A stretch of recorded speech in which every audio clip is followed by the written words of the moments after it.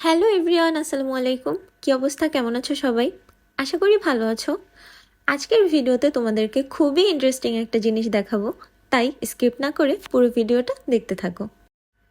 এখন আমি আছি লুভ মিউজিয়ামের ঠিক উপরে। এটাই প্যারিসের সেই আইকনিক মিউজিয়াম যেটাকে বলা হয় মিউজি দ্য লুভ।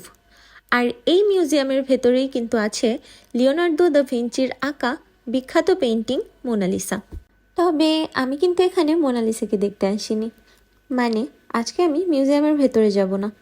এই যে এখানে বড় করে অলিম্পিকের একটা সিম্বল বানানো ছিল, আর এটার সামনে সবাই যে বিভিন্ন পোজ দিয়ে ছবি তুলছিল, আমাদের কাছে একজন সিনিয়র সিটিজেন এসে ওনাদের কিছু পিক তুলে দিতে বললেন।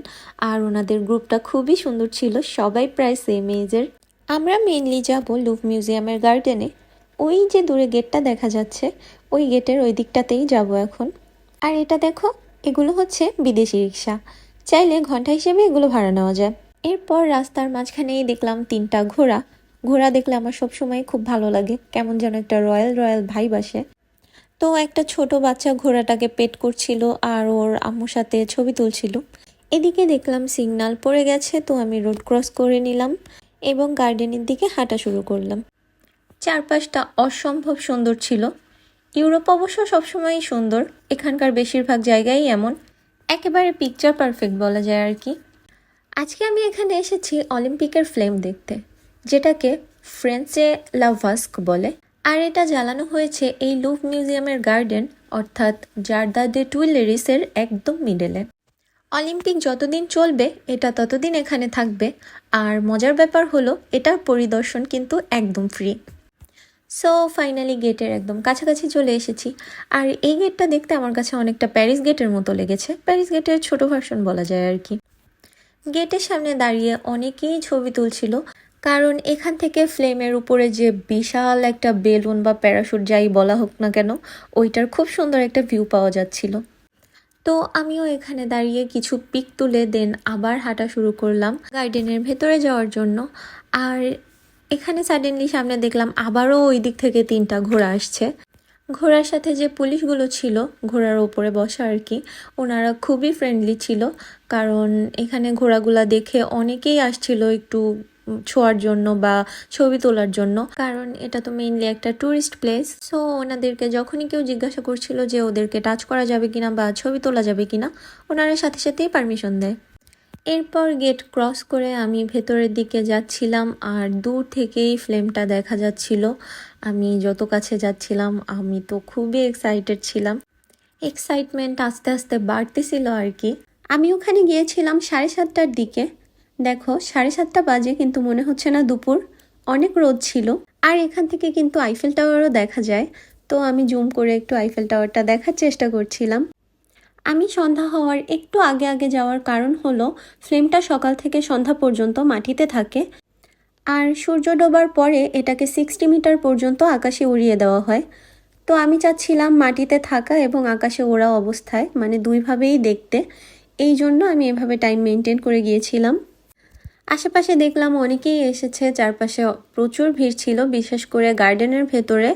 এখানে তো অনেকে চাদর বিছিয়ে বসে আছে পিকনিকের মতো, কেউ কেউ খাবার দাবার নিয়ে এসেছে, সবাই খুব এনজয় করছিল। অ্যাকচুয়ালি গত সপ্তাহের কয়েকদিন ধরে প্যারিসে এত পরিমাণে গরম পড়েছে, প্রায় 36 ডিগ্রি সেলসিয়াস পর্যন্ত তাপমাত্রা উঠেছিল। সেই তুলনায় আজকে একটু কম ছিল গরম, যে কারণে আমি আজকে গিয়েছিলাম। এরপর চলে আসলাম ফ্লেমের একদম সামনাসামনি, কিন্তু এইখানে এত ভিড় ছিল ফ্লেমের কাছাকাছি যাওয়ার চান্সই পাচ্ছিলাম না। সবাই লিটারেলি ফোন নিয়ে ছবি তোলা আর ভিডিও করায় পুরোপুরি ব্যস্ত ছিল। ফাইনালি কোটি কোটি মানুষের ভিড় ঠেলে আমি পৌঁছে গেলাম একদম ফ্রন্ট রোতে। অ্যান্ড ওয়াও, এটা রিয়েলে দেখতে যে এত সুন্দর ছিল। আমি যেহেতু সন্ধ্যা 7টার পরে গিয়েছি, তাই এর থেকে আর সামনে যাওয়া পসিবল না, কারণ গেট ক্লোজ হয়ে গিয়েছিল। বাট দিনের বেলা সকাল 11টা থেকে সন্ধ্যা 7টা পর্যন্ত কিন্তু চাইলে ফ্লেমটা একদম কাছ থেকে যেয়ে দেখা যায়। সেক্ষেত্রে paris24.org এই ওয়েবসাইটে যে আগে থেকে টিকিট বুক করতে হবে, আর টিকিট রিজার্ভেশনও কিন্তু একদম ফ্রি। তবে আপাতত এই সাইটটা বন্ধ আছে। খুশির খবর হচ্ছে 28 তারিখ থেকে 7ই সেপ্টেম্বর পর্যন্ত প্যারালিম্পিক চলাকালীন এটা কিন্তু আবার রিওপেন হবে। ফ্লেমের ওই দিকটায় অনেকক্ষণ ধরে দাঁড়িয়ে থাকতে থাকতে একটু টায়ার্ড হয়ে গিয়েছিলাম, তাই ভাবলাম এদিকে এসে দেখি কোথাও গার্ডেনের ভেতরে বসার জায়গা পাই কিনা। বাট গত 1 ঘন্টায় মনে হয় লোকজন দ্বিগুণ হয়ে গিয়েছে। ফ্লেমের সামনে যেমন দাঁড়ানোর কোনো জায়গা নাই, এই দিকটায় তেমন বসারও আর কোনো জায়গা নেই। আর এই যে এখানে আর্মিরাও ছিল, একেবারে ফুল সিকিউরিটি, কারণ এখানে অনেক টুরিস্ট আসে। দূরে দেখতে পেলাম আইফেল টাওয়ার অলরেডি জ্বালিয়ে দিয়েছে, মানে সন্ধ্যা হতে শুরু হয়েছে। এইদিকে এখানকার লাইটগুলোও জ্বালিয়ে দিয়েছে, এখন শুধু এটা আকাশে ওড়ার পালা। সবাই ফোন নিয়ে আমরা ইগারলি ওয়েট করছিলাম কখন উড়বে কখন উড়বে।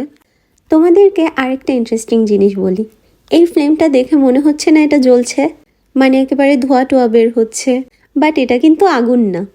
শুধুমাত্র পানি এবং লাইটের মাধ্যমে এখানে এমন একটা ইলিউশন ক্রিয়েট করা হয়েছে যেন দেখে মনে হয় এটা জ্বলছে।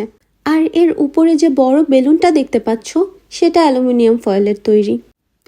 এনিওয়েজ, এরপর অনেকক্ষণ দাঁড়িয়ে থাকতে থাকতে হঠাৎ করে দেখলাম বেলুনটা নড়ছে, তো সবাই তো অনেক এক্সাইটেড হয়ে গিয়েছিল যে এখনই মনে হয় উড়বে, কিন্তু অ্যাকচুয়ালি না, এটা আসলে বাতাসে নড়ছিল, কারণ নিচ থেকে যারা ভিতরে গার্ডে ছিলেন ওনারা একটা একটা করে দড়ি খুলে দিচ্ছিলেন। অ্যান্ড ফাইনালি ওয়েট করতে করতে সেই বহু প্রতীক্ষিত মোমেন্ট চলে আসলো। সবাই আশপাশ থেকে এত বেশি চিল্লাচ্ছিল, তালি দিচ্ছিল, চিয়ার করছিল।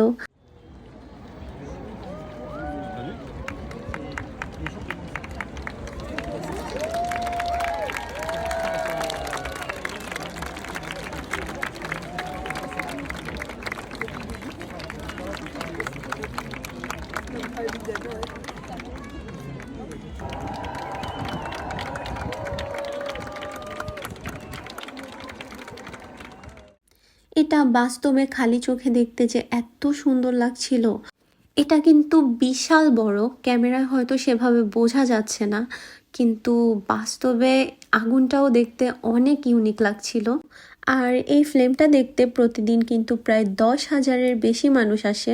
ঠিক 9:50-এর সময় এটা আকাশে ওড়া শুরু করে, আমি ঘড়ি দেখেছিলাম। তবে প্রতিদিন যে এটা সেম টাইমেই উড়বে এমনও কিন্তু না, এটা কমপ্লিটলি ডিপেন্ড করে ঠিক কোন টাইমে অন্ধকার হবে সেটার উপরে। আর যদি ওয়েদার খারাপ থাকে তাহলে সেদিন এটা উড়ায় না। সো এই ছিল আমার আজকের ভিডিও। অলরেডি অনেক রাত হয়ে গেছে, তাই বাসায় চলে যাচ্ছি।